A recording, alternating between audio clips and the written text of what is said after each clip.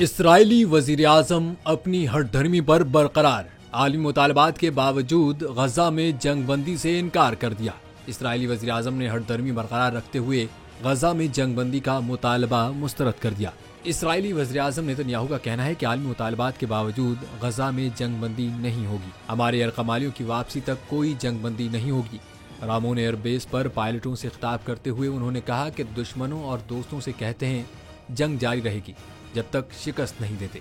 उधर इसराइली वजीर सकाफत उमूर इमिचाई एलियाहू ने गजा पर एटम बम गिराने की धमकी दी है। इसराइली वजीर ने कहा कि हो सकता है गजा खाली कराने के लिए एटम बम गिरा देंगे। वाज़ेह है गजा में मगरबी ताकतों की ईमा पर इसराइली फौज के हमले 30वें रोज भी जारी हैं। गजा में इसराइली बमबारी से फलस्तीनी शहदा की तादाद 9,770 हो गई है।